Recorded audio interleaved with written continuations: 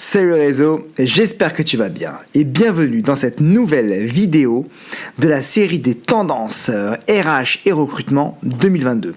Je vous rappelle que vous pouvez télécharger notre dernier livre blanc intitulé Les 10 tendances RH et recrutement 2022 directement sur le site d'Open Sourcing ou via le lien en commentaire de cette vidéo.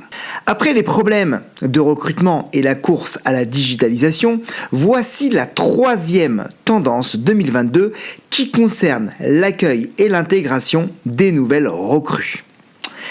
Tendance numéro 3, le onboarding, c'est parti.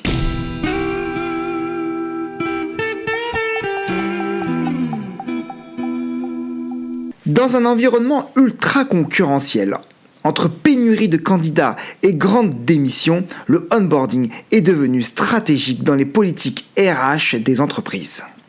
Nous l'avons déjà dit, le rapport de force, si je peux m'exprimer ainsi, s'est inversé. Ce sont les candidats qui ont la main sur le marché de l'emploi. Les difficultés de recrutement ont rarement été aussi importantes, les budgets dépensés pour séduire les nouvelles recrues ont explosé. Alors, une fois recrutés, une nouvelle étape primordiale commence avec l'intégration de ces talents. En effet, la fidélisation des nouveaux salariés commence dès les premiers échanges entre le candidat et son futur employeur. Les premières heures sont cruciales. Vous connaissez le dicton « On n'a pas deux fois l'occasion de faire une bonne première impression », eh bien, ça vaut aussi dans le recrutement. Alors comment optimiser le onboarding de son entreprise ? Comment faire en sorte qu'un salarié se sente bien dans sa nouvelle entreprise dès le premier jour afin qu'il soit motivé pour donner le meilleur de lui-même et ainsi optimiser son efficacité ? Voici quelques points importants pour un onboarding réussi. Côté administratif, assurez-vous que les contrats de travail soient signés, tout soit en règle au niveau papier, que l'email soit créé ainsi que tous les comptes pour accéder aux outils.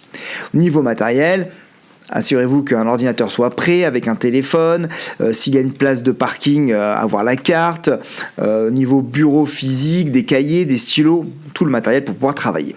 L'accueil doit être chaleureux évidemment, lui montrer sa place, le mettre à l'aise et faire le tour des services et présenter le nouvel arrivant à tout le monde. Lui faire des présentations de l'entreprise, des personnes clés, des offres commerciales, des présentations techniques, etc. Organiser des rendez-vous. Des rendez-vous de bienvenue avec toutes les personnes importantes de l'entreprise, les managers, la direction et évidemment les collègues directs. Niveau formation, présentez-lui le parcours de formation et puis prenez le temps de répondre à ses questions et à ses interrogations. Au final, encore une fois, le onboarding est étroitement lié à votre stratégie de marque employeur.